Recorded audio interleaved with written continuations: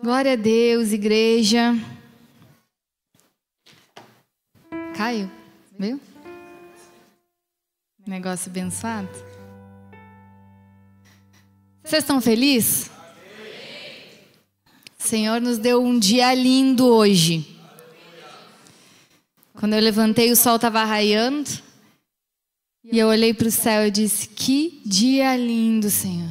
Esse é o dia que o Senhor fez. Que a gente possa se alegrar nele.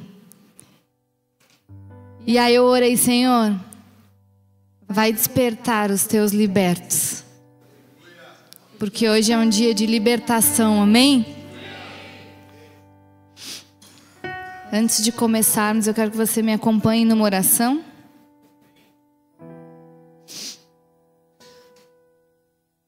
Essa é uma manhã muito importante, eu tenho certeza que vai ser uma manhã de divisão de águas na vida de muitos. Amém? Uma manhã que vai marcar a tua vida. Amém? Você crê nisso? Então não se distraia, esteja atento. Não fique pegando o celular, evite ir ao banheiro, para não perder nada que o Senhor tem aqui para a sua vida. Amém? Se você sentir algum desconforto, algum mal-estar, não vá embora, nós temos intercessores ali que vão estar orando por você. Amém? Senhor, nós chegamos diante de Ti, Pai, eu quero que você repita comigo, tá? Pois embora vivamos como homens, não lutamos segundo os padrões humanos. As armas com as quais lutamos não são humanas. Ao contrário, são poderosas em Deus para destruir fortalezas. Destruímos argumentos e toda pretensão que se levanta contra o conhecimento de Deus.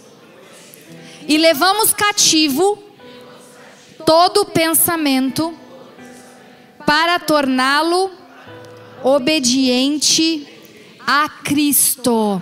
Amém. Nos conectamos contigo, Senhor, nessa manhã. Pai, eu te peço, Senhor, que Tu esteja sobre a vida do Teu povo, dos Teus filhos, Senhor. Conectando o coração deles ao Teu coração, que a sua mente seja aberta nessa manhã, para receber a Tua palavra, Senhor. Para que eles sejam livres, libertos pelo conhecer da Tua palavra, Senhor. No nome de Jesus, aquieta a sua alma, seu coração, seus pensamentos, Senhor. Que a Tua paz reine sobre eles nesse momento, Pai. Que toda perturbação contrária, Senhor, bata em retirada em nome de Jesus, Pai. Amém? Então nós estamos, para quem não sabe ainda, nós estamos compartilhando uma série. E a série, hoje é o encerramento da série. E a série é a bondade de Deus. E ao longo dos dias o Senhor foi me dando essa palavra. Já faz alguns dias que Ele vem ministrando meu coração sobre isso. Sobre o que falar hoje. Mas uma palavra vinha muito forte na minha mente. Toda semana essa palavra vinha na minha mente. Está em Isaías, você pode abrir, Isaías 61. E essa palavra fala que o Espírito do soberano Senhor está sobre mim. E essa palavra ecoou na minha mente durante toda a semana, porque ela fala sobre libertação. Porém, ao abrir, quando eu peguei a minha Bíblia, que essa é uma palavra já conhecida, eu peguei a minha Bíblia e quando eu abri, se você tem a Bíblia na Nova Versão Internacional, que foi a Bíblia que, por acaso, eu peguei no dia que eu fui procurar essa palavra, diz o seguinte no título: o ano da bondade do Senhor. Nossa Deus, que coisa linda! O ano da bondade do Senhor. E é isso que o Senhor quer que nós vejamos e vivamos, a sua bondade. Então o Senhor começou nos mostrando a sua graça quando nós somos salvos. Nós somos curados e Ele nos dá um destino, nos dá poder, autoridade para mudar nosso destino, mudar o destino das pessoas que nos cercam, dos nossos filhos. E hoje o Senhor quer nos libertar, para que assim como o Gabi cantava, a gente possa ir viver os sonhos de Deus e os planos de Deus. Você pode aplaudir o Senhor por isso? Você pode jubilar, dar um grito de júbilo, adorar ao Senhor. Porque quando nós ouvimos uma palavra como essa, o nosso coração precisa se alegrar. E eu quero ler ela com você. Isaías 61. A minha garganta está um pouco seca, então eu vou tomar bastante água. Mas não se preocupem que eu vou falar tudo que o Senhor me deu para falar nessa manhã. O Espírito do Senhor, do soberano Senhor, está sobre mim, porque o Senhor me ungiu para levar as boas novas aos pobres, a salvação. Ele me enviou para cuidar dos que estão com o coração quebrantado, para proclamar liberdade aos cativos e libertação aos prisioneiros, para proclamar o ano do favor, ou o ano aceitável do Senhor, o ano da bondade do Senhor, e o dia da vingança do nosso Deus. Sabe quando o Senhor se vinga? Por que é o dia da vingança do nosso Deus? Porque é onde o Senhor envergonha os inimigos dele, que são os nossos inimigos, que nos oprimiram, que nos mantiveram cativos durante todo esse tempo. Esse é o dia que o Senhor vai mudar a vergonha em honra, e envergonhados serão os inimigos, os que se levantaram contra nós, porque verão a bondade do Senhor sobre as nossas vidas. E o Senhor quer se vingar, para consolar todos os que andam tristes e dar a todos os que choram em Sião uma bela coroa em vez de cinzas, óleo de alegria em vez de pranto, manto de louvor em vez de espírito deprimido. Eles serão chamados carvalhos de justiça, plantio do Senhor para revelar o seu esplendor. Então Isaías, aqui ele já anunciava a vinda de Jesus. Essa palavra, ela se refere a Jesus. Então, quando começou o ano da bondade do Senhor? Que é sobre o que fala o texto. Começou quando Jesus veio à terra, morreu por nós, ressuscitou, nos salvou. Aí começou o ano da bondade do Senhor. Porém, para muitos, esse ano da bondade começa agora. Por quê? Porque o ano da bondade, ele começa quando nós conhecemos Jesus.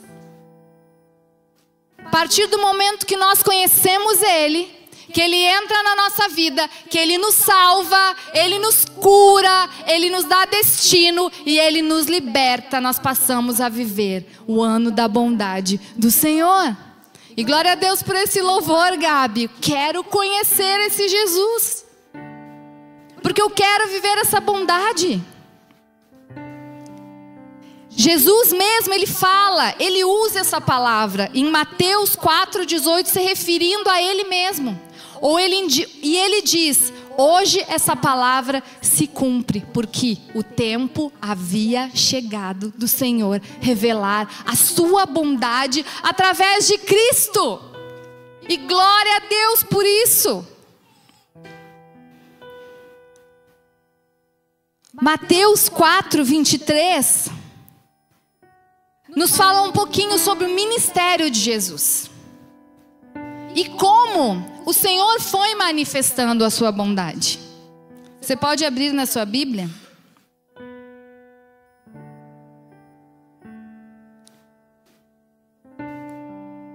Nos fala como Jesus cumpriu o seu chamado. Porque esse texto de Isaías, ele nos fala sobre um propósito, que é o propósito de Cristo. Cristo tinha uma missão: vir, morrer por nós, se entregar por nós, ressuscitar. Para quê? Para qual propósito?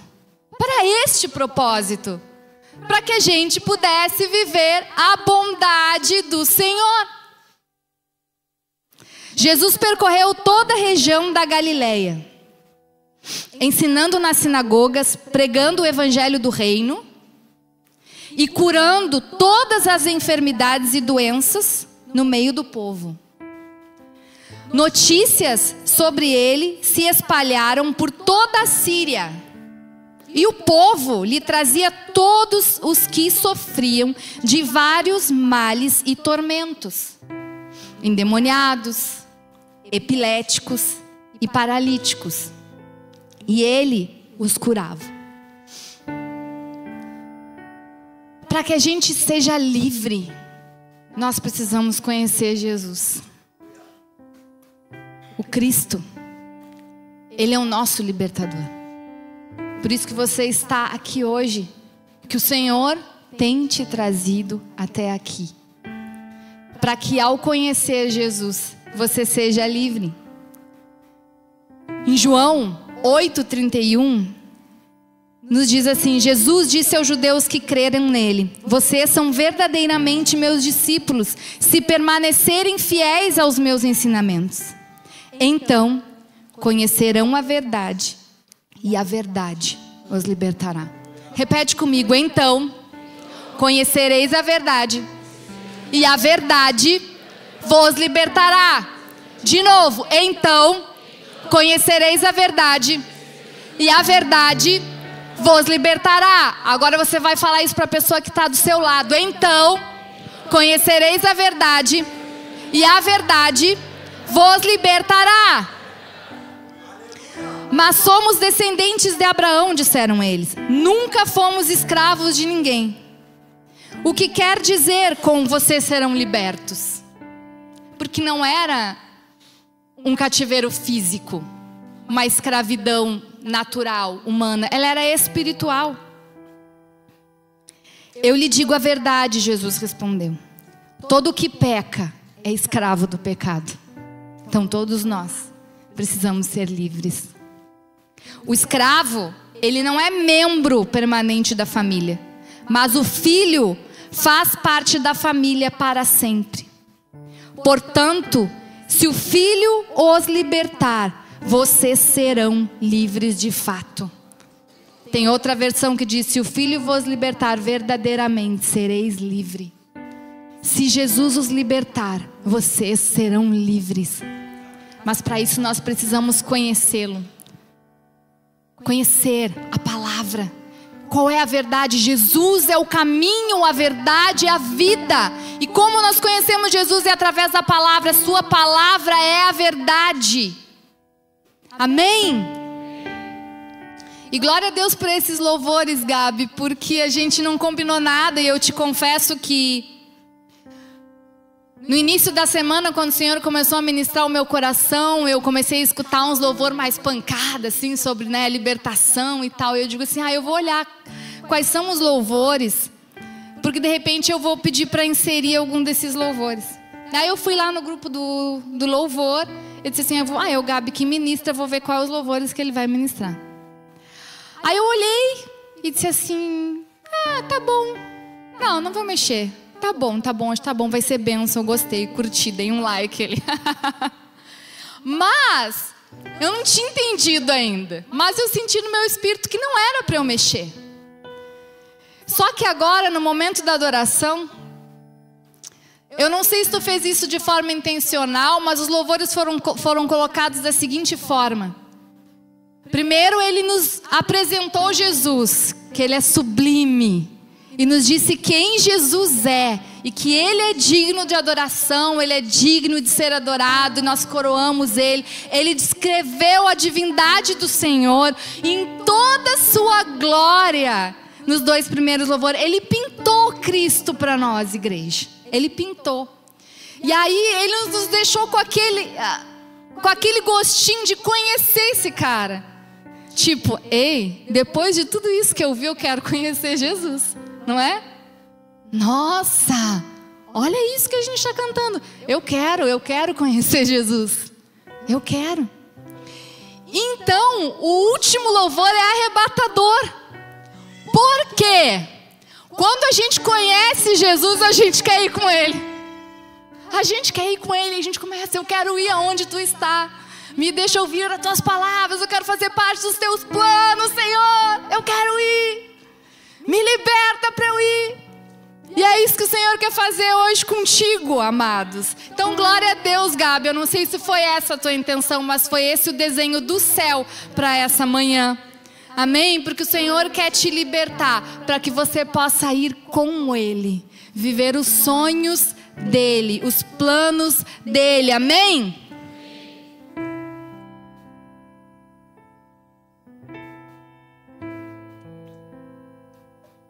Eu quero voltar um pouquinho ali naquela palavra de Mateus 23. Acho que eu vou tirar isso aqui.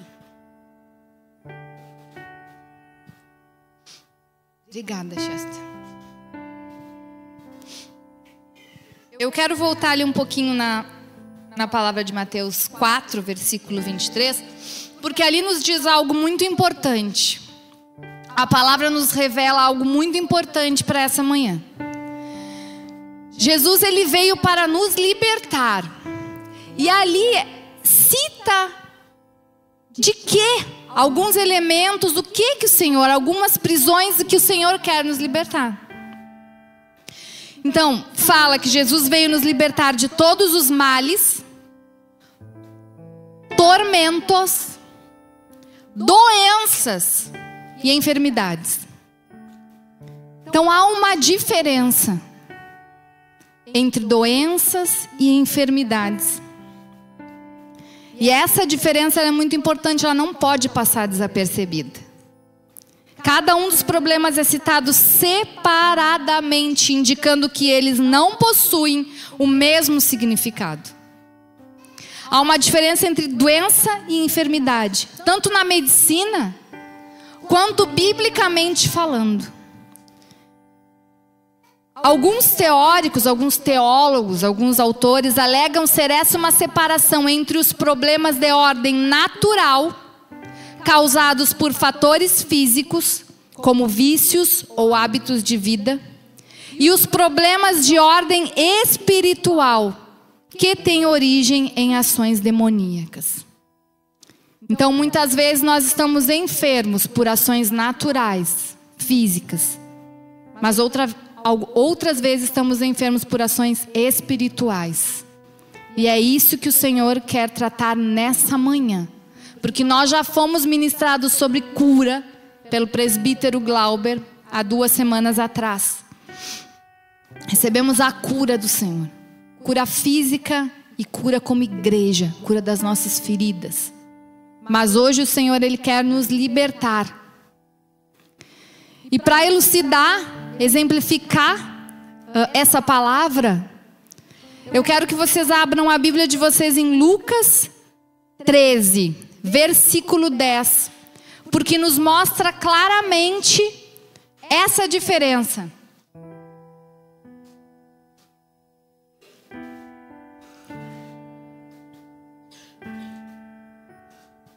Porque aqui nos fala, é um relato de uma cura de Jesus. E essa cura é de uma mulher encurvada. E diz o seguinte: certo sábado, Jesus estava ensinando em uma das sinagogas. E ali estava uma mulher que tinha um espírito. Repita comigo: espírito. O que essa mulher tinha? Um espírito.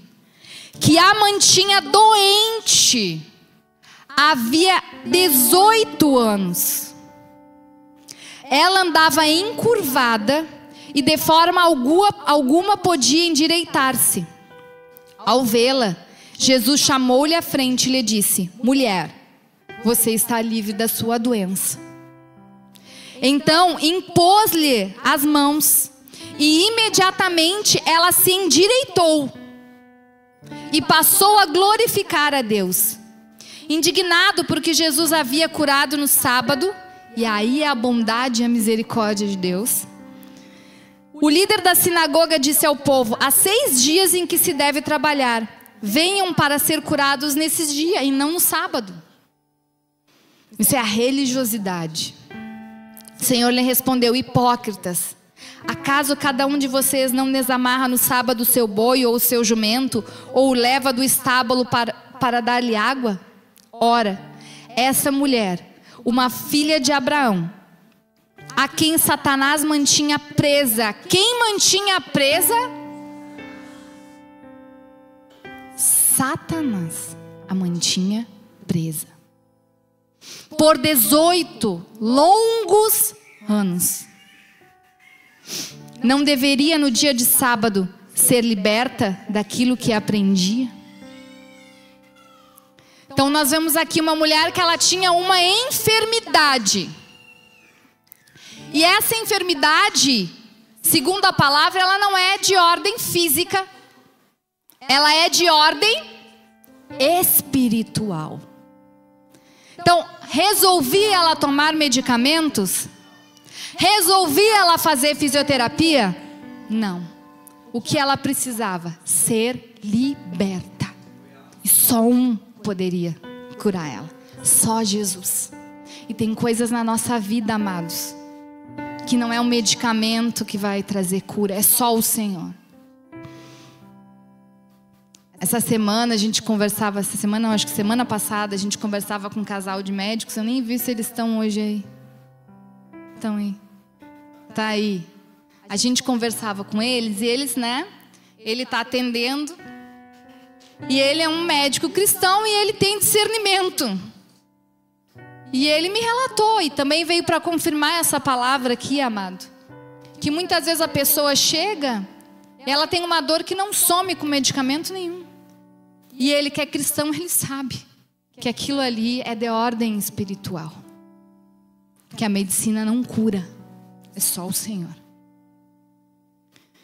E uma pessoa encurvada durante muito tempo, e esse estar encurvado, que eu quero falar hoje para vocês, não é de forma física, mas forma espiritual. A pessoa encurvada, ela não consegue mais olhar para o céu. Ela só olha para o chão. Ela perde a perspectiva de vida. Ela não consegue olhar o futuro. Ela só consegue olhar para o chão, para a terra. Só para a terra. Só para as coisas terrenas. Ela não consegue olhar para o alto. Ela não consegue olhar para Cristo. E esse é um dos sinais de uma enfermidade espiritual. Quando nós conseguimos só olhar para o momentâneo, para o terreno, só para as circunstâncias que estão à nossa volta, mas nós não conseguimos levantar a nossa cabeça para enxergar à frente e para olhar para o Senhor. Pois sobre nossas costas está um peso e nós estamos sobre uma ação de um espírito que nos deforma. Nos deforma na nossa identidade. Porque o Senhor não nos fez para andarmos encurvados. Nós não viemos do macaco. O Senhor nos fez para andarmos em pé, olhando para o alto, para o autor e consumador da nossa fé, de glória em glória, rompendo, vencendo, avançando.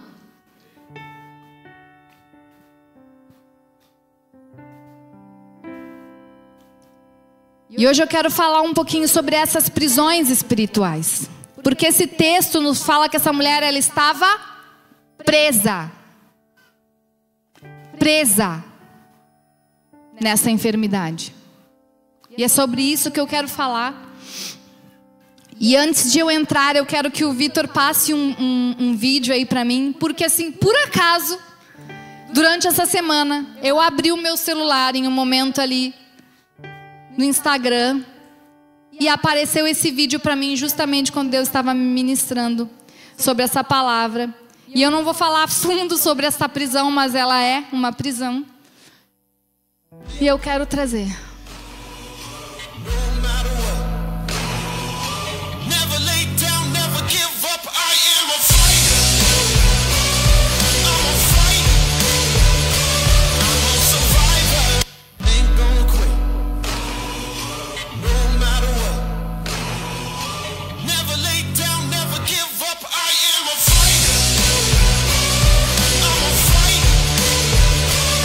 ti.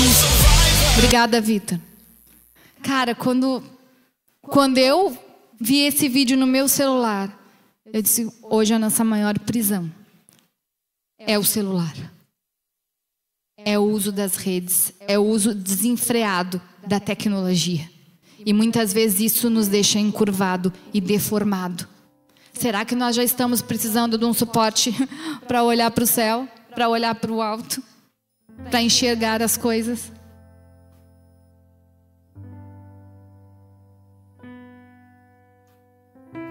E é sobre isso que eu quero falar. Sobre prisões. O que são prisões espirituais?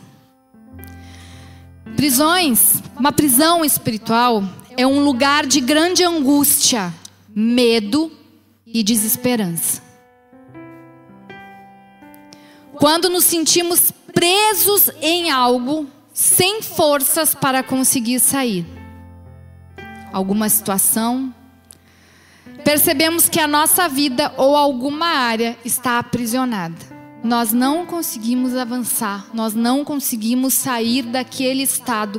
Nós permanecemos sempre daquela mesma forma. Nós não crescemos, nós não nos desenvolvemos espiritualmente, nós não nos desenvolvemos intelectualmente. Lugar aonde ficamos quando cometemos alguma infração, pecado, por escolha ou por falta de perdão. A falta de perdão, ela nos aprisiona. É um lugar de tormento da mente. Lugar onde somos atormentados por pensamentos. É quando a alma se torna refém. O cativeiro pode não ser visível, mas ele é real. Por isso que muitas vezes a gente não consegue entender o que a pessoa está vivendo, porque a gente não enxerga. E a gente diz, puxa, mas aquela pessoa daquela forma parece que ela não enxerga. Não, ela não enxerga. Ela está num cativeiro. Como que ela consegue agir dessa maneira? Como ela consegue ficar tanto tempo assim, menina? Não dá jeito na vida. Não levanta, não reage. Às vezes a gente diz para a amiga, reage, mulher. Olha, enxerga. Uma pessoa não consegue. Porque ela está refém, ela está presa. São barreiras espirituais que foram levantadas na vida da pessoa. Um lugar de angústia, medo, dor e impotência. Muita impotência. A consequência é o bloqueio do crescimento espiritual, que pode anestesiar a experiência com Deus e dificultar o entendimento da palavra. Nós não conseguimos ouvir o Senhor. Nós não conseguimos ver o Senhor. Nós estamos em escuridão quando estamos em prisão. Não conseguimos enxergar um palmo na nossa frente. Sinais e sintomas.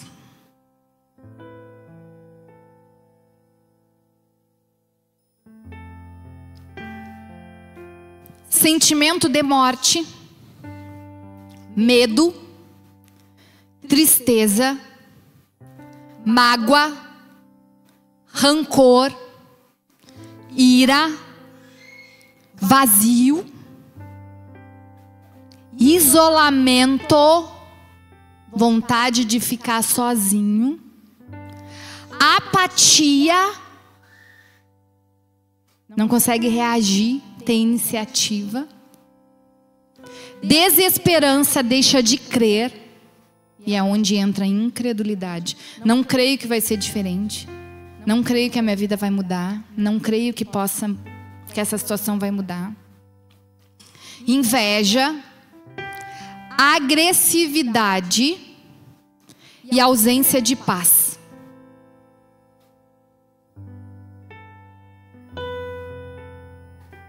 Eu peço que o Espírito Santo já comece a ministrar o coração de vocês, para que vocês ouçam a palavra, para que hoje vocês consigam enxergar a condição que as suas almas estão. Amém? E o que pode aprisionar a nossa alma?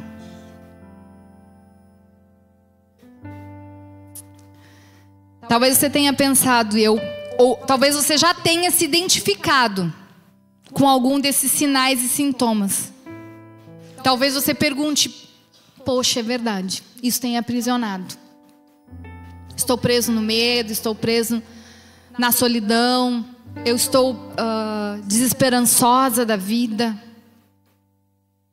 Mas por quê? Da onde vem isso? O que pode aprisionar a nossa alma?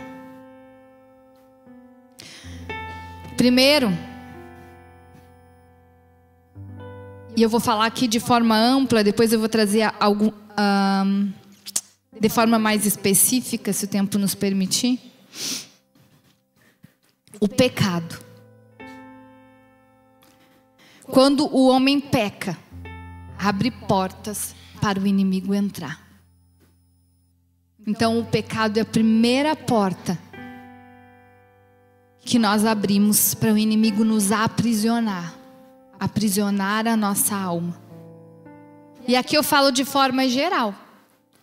Não só pecados que são aparentemente mais fortes, vamos dizer assim, mas há pessoas que estão presas na mentira. Vivem mentindo. Pessoas que são presas na inveja. Ela vive pensando no que o outro tem, desejando o que o outro tem, querendo viver a vida do outro. Nunca se contenta com o que Deus lhe deu, com a sua família, do outro é melhor, porque eu queria que fosse assim, porque se a minha vida fosse assim, e vive preso nisso. Maldições hereditárias. O que são maldições hereditárias? É um legado deixado por gerações. Como a gente observa isso? Enfermidades repetidas, vícios, problemas que se repetem na minha família. Às vezes toda a família está sofrendo de câncer.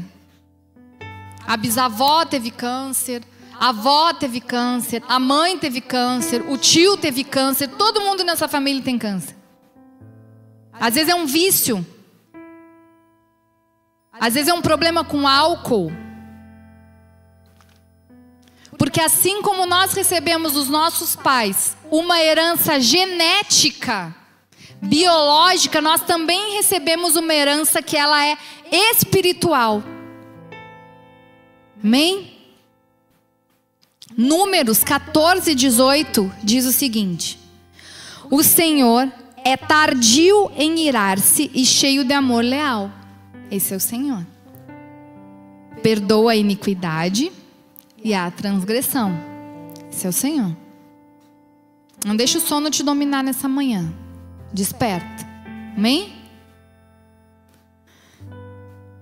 Porém, Ele castiga os filhos e os netos pelo pecado dos pais até a 3ª e 4ª geração.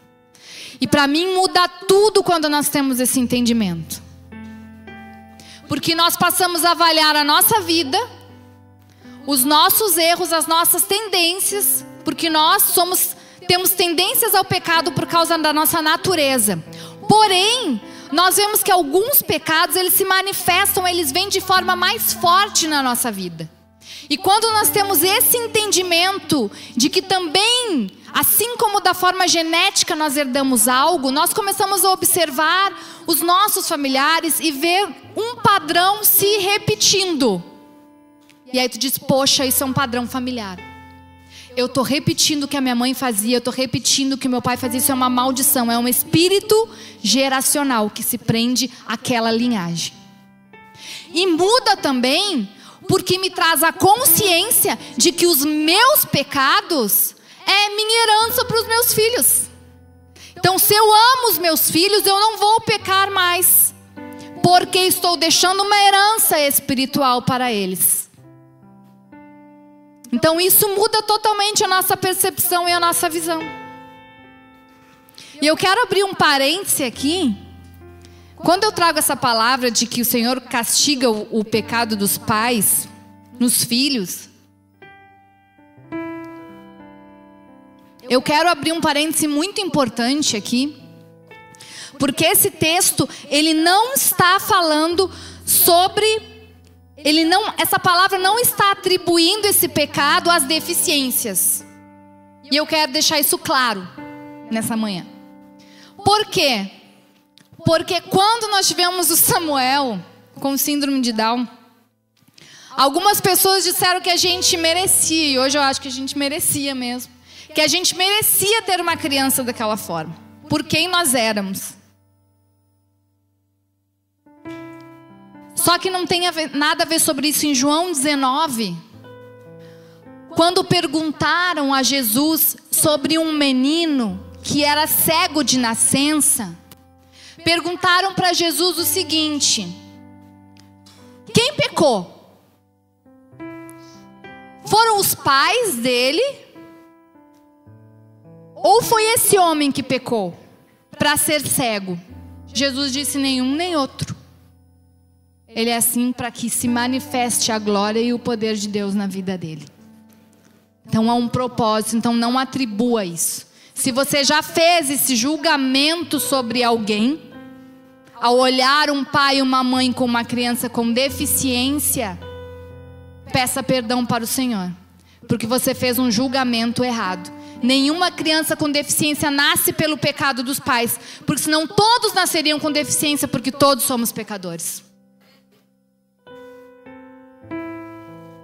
Então, se você é pai ou mãe de uma criança especial, o Senhor enxergou em ti algo de valor, e Ele te mandou essa criança para que você possa ser aperfeiçoado em amor e ser lapidado em amor, porque Ele quer te fazer transcender, porque tem coisas que nós só vamos entender e vivenciar nessa maternidade atípica.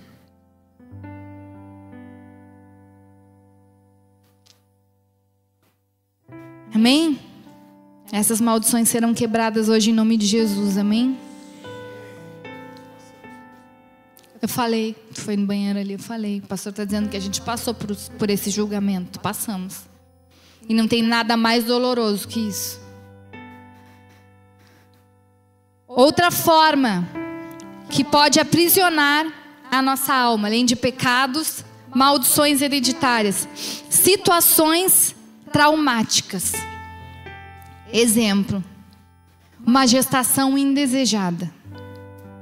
Aquele feto, ele está sendo gerado num ventre de uma mãe que não o queria. Então já a criança, o feto, o bebê, ele já sente na barriga da mãe que ele não era desejado. Porque as emoções, elas são fisiológicas. Então isso é passado. Os nossos sentimentos, as nossas emoções que a gente vivencia na gestação, o bebê, ele sente tudo.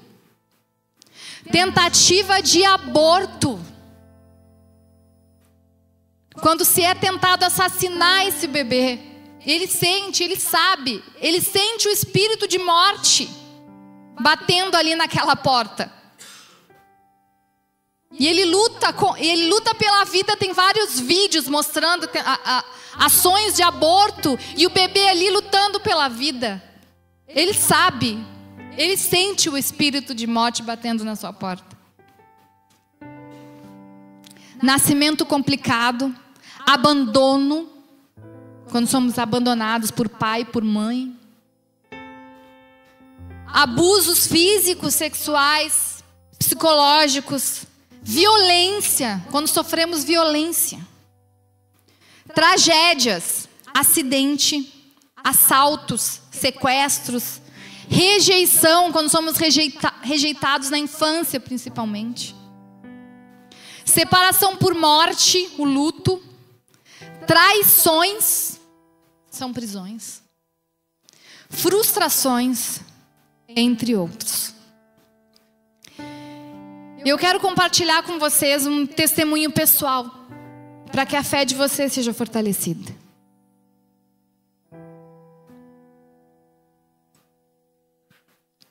Ano passado, quando houve todo o rompimento com a bola de neve, e algumas pessoas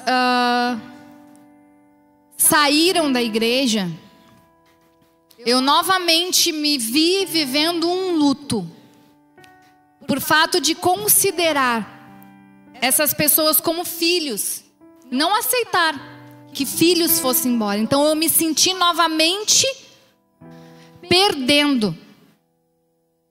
Era uma perda para mim, era um luto para mim. E eu comecei a vivenciar novamente os sentimentos de dor, os sentimentos de luto, sentimentos de depressão. E a minha alma, ela não conseguia reagir. Ela simplesmente bugou. Não conseguia vencer a minha alma. Não conseguia vencer os meus sentimentos. A minha mente ficou confusa. Embora o meu espírito soubesse a verdade, e eu sabia a verdade, e eu sabia a palavra, e eu entendia o mover e o agir de Deus, e eu conseguia ter visão e enxergar, mas a minha alma não. A minha alma não conseguia entender. E eu me vi sufocada, afogada, abatida pelos meus sentimentos, pelas minhas emoções. E isso começou a refletir no meu físico, que eu fiquei surda. Eu fiquei temporariamente surda. Está aqui a fono que ela fez a audiometria, não me deixa mentir.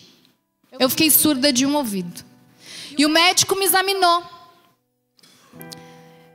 E ele disse assim: não tem nada, tu não tem uma infecção, tu não tem uma inflamação, tu não tem nada, eu vou te pedir um exame. Ele me deu um remédio qualquer, tipo assim, para me dizer: vou dar algo para essa criatura para ver se ela reage.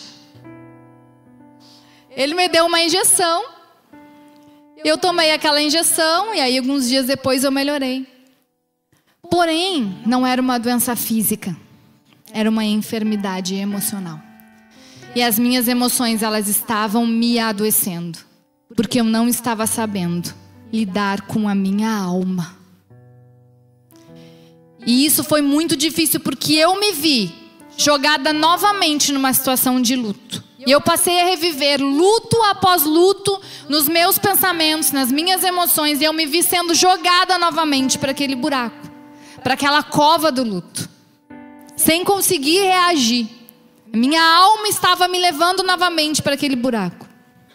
Foi então que eu precisei pedir ajuda. Pedir ajuda psicológica. Então eu conversei com a minha pastora, a pastora Sheila, sobre o que tudo isso estava gerando em mim.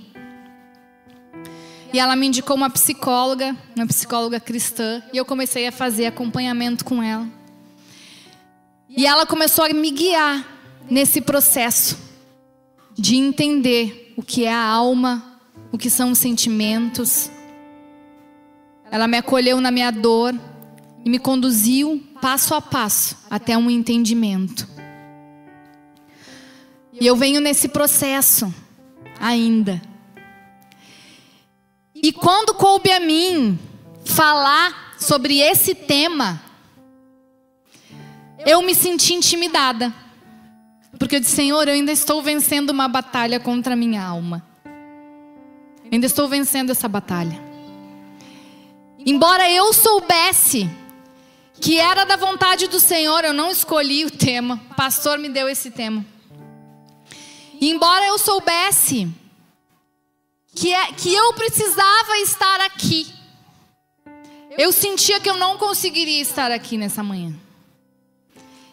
E eu vi a minha alma me prendendo e me levando para esse lugar, para essa prisão. Então eu comecei a orar e a conversar com o Senhor. E no meio de toda a confusão da minha mente, o Senhor entrou na minha mente. O Senhor entrou na minha mente. E Ele disse: levanta desse lugar, porque eu já te libertei. Tu já estás livre. Mas a tua mente, a tua alma está tentando te levar para esse lugar novamente. Mas você é livre. Tu já venceu. Eu já te libertei. E eu te chamei para ser uma libertadora, o Senhor disse. E Deus me falou de uma chave que Ele havia me dado. Uma chave para abrir prisões espirituais. E essa chave, ela estava guardada e enferrujada. E o Senhor disse: Toma a chave que eu te dei.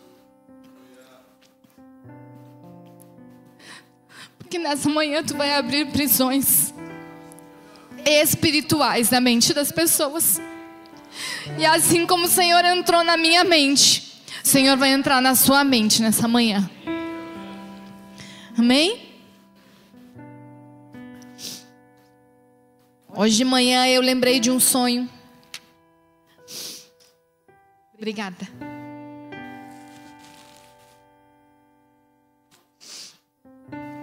Que eu entrava dentro de uma estrutura muito grande, espiritual, muito grande, gigantesca. Era uma prisão, parecia um castelo embaixo da terra, cheio de caminhos, e ali estava cheio de celas. E eu entrava naquele lugar, e eu abria aquelas celas, e eu tirava as pessoas dali de dentro, e eu mostrava o caminho. E é isso que eu estou fazendo contigo nessa manhã. Eu estou te mostrando o caminho para que você saia dessa prisão, para que você não seja mais atormentado. O diabo, ele é sujo, ele usa as mesmas estratégias sempre. Assim como ele usou com Eva no jardim. A distorção da palavra, a distorção da verdade. E a verdade é a maior inimiga de quem é dominado pelas emoções. A verdade. A verdade. A palavra do Senhor. Essa é a maior inimiga de quem é dominado pelas emoções.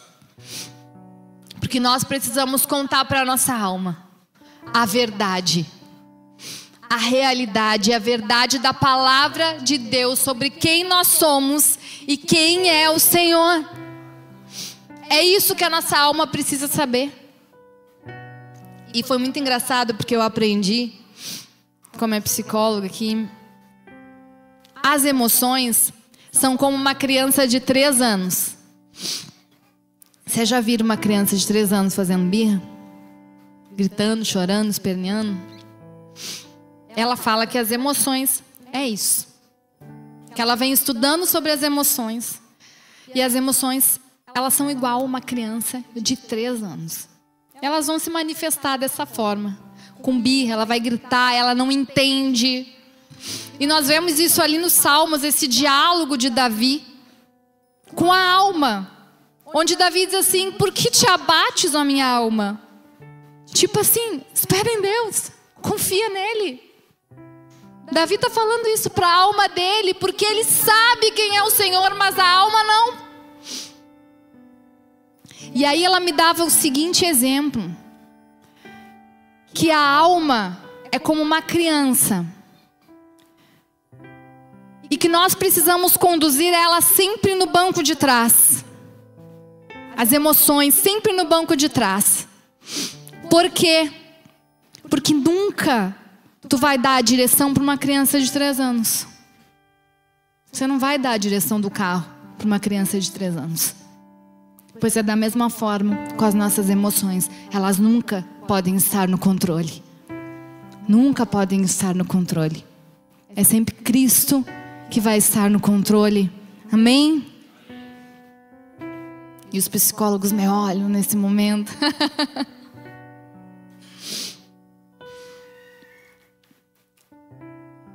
Não podemos acreditar em tudo o que sentimos. Essa foi outra chave que ela me deu.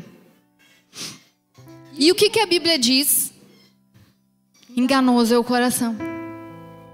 E muitas vezes nós acreditamos naquilo que sentimos.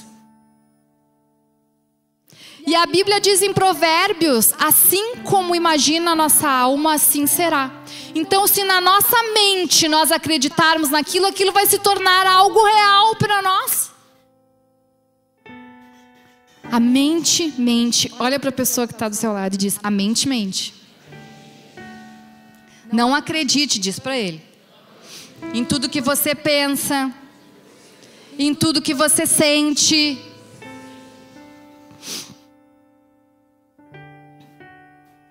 A mente mente. O que você tem sentido? que você tem pensado?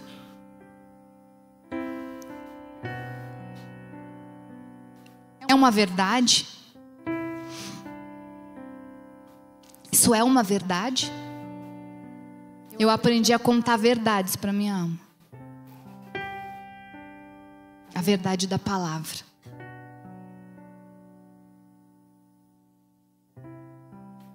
A mente mente e pode facilmente nos conduzir a uma falsa realidade. Você já viram aquelas pessoas que têm mania de perseguição? Ou aquela pessoa que tu tá cochichando, ela sempre acha que é dela que estão falando? É a mente mentindo. Uma distorção da verdade, em consequência disso, ficamos cativos dos nossos próprios pensamentos, medos e sentimentos. Aí o diabo, ele nos aprisiona, como fez com Eva. Ele lançou para ela uma distorção da verdade. E dessa forma que os nossos pensamentos se apresentam. Muitas vezes não é com uma mentira, mas é com uma distorção da verdade. E uma pequena distorção da verdade faz toda a diferença no resultado. Que levou Eva a pecar, porque ela acreditou naquilo que ela ouviu.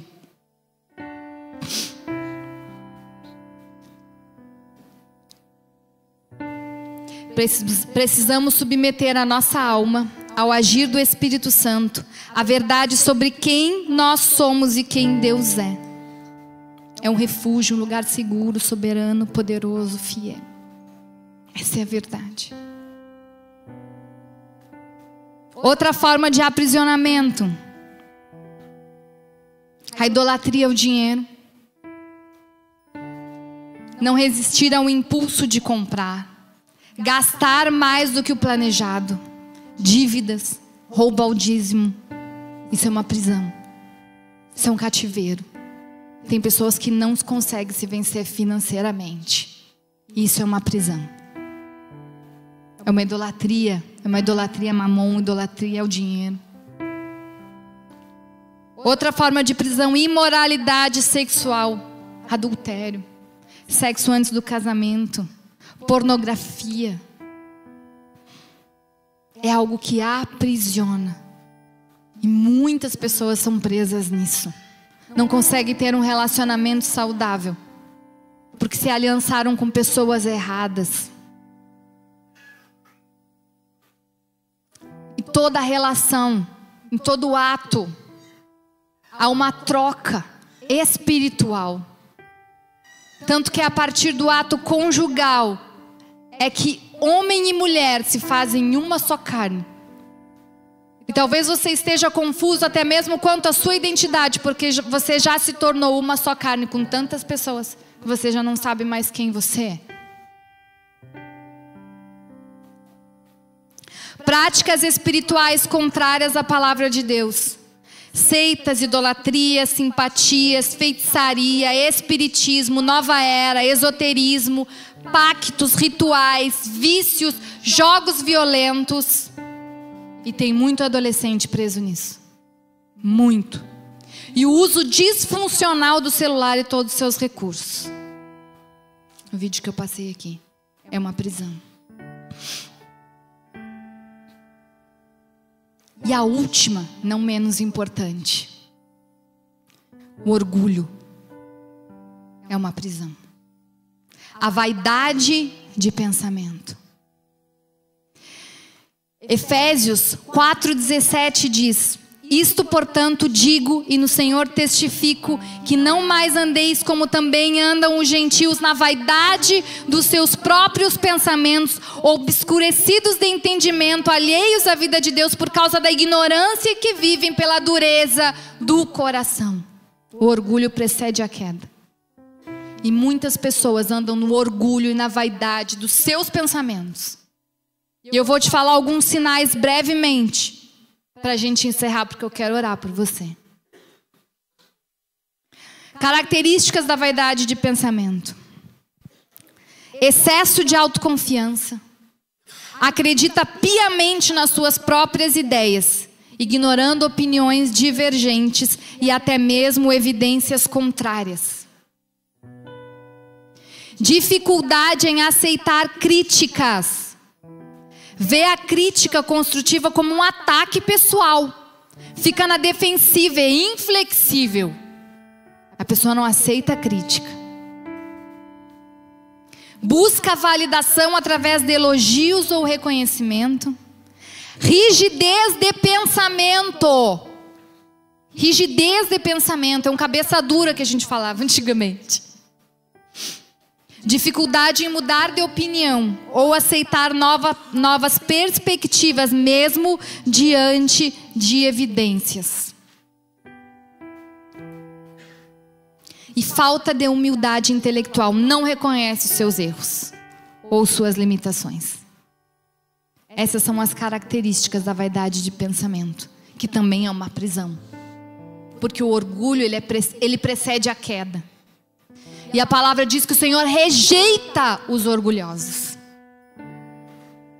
Ele dá graça aos humildes, mas os orgulhosos ele rejeita. E muitas pessoas estão presas na vaidade dos seus pensamentos. São inflexíveis. Não aceitam ser ensinadas. Não aceitam ser corrigidas. Isso é uma prisão.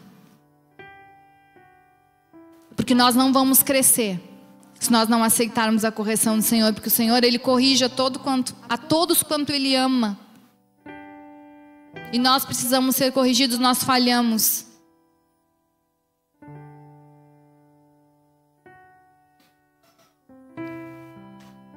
Porém, Deus nos deu chaves.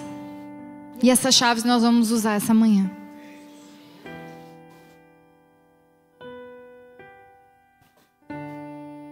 Deus nos deu chaves. Primeiro, Deus nos deu autoridade. Mateus 10:1 diz: tendo chamado seus 12 discípulos, deu-lhe Jesus autoridade sobre os espíritos imundos para os expelir e para curar toda sorte de doenças e enfermidades. A autoridade que estava sobre Jesus, que ele declarou, lembra? O Espírito do Senhor está sobre mim. Lembra? Que estava lá em Isaías. Ele deu. Para quem? Para você. Ele deu para você. Se fosse você, eu faria assim agora. Peguei. Pega essa autoridade aí. Arrependimento. Atos dos Apóstolos 3:19 diz: arrependam-se, pois, e voltem-se para Deus, para que os seus pecados sejam apagados, para que venham tempos de descanso da parte do Senhor. E Ele mande o Cristo que já foi designado a vocês, Jesus. Arrependam-se. Não há mudança sem arrependimento, não há cura, não há libertação sem arrependimento. Porque nós não podemos voltar às velhas práticas. Porque o Senhor nos chama para sermos livres. A palavra diz que a gente não deve se pôr novamente a um jugo de escravidão. E muitas vezes a gente vem para a igreja, o Espírito Santo opera em nós, nos liberta e nós voltamos para casa e chamamos de novo tudo aquilo que nos oprimia. Nos deixamos, nos colocamos novamente em um jugo de opressão. Por pecado. Fé. Romanos 10:9. Se com a boca você confessar que Jesus é o Senhor e crer no seu coração que Deus o ressuscitou dentre os mortos, será salvo. Porque com o coração se crê para a justiça e com a boca se confessa para a salvação.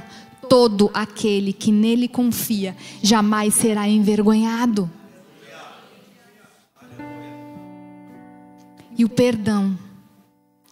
Pois se perdoarem as transgressões uns dos outros, o Pai Celestial também perdoará vocês. Mas se não perdoarem uns aos outros, o Pai Celestial não perdoará as transgressões de vocês.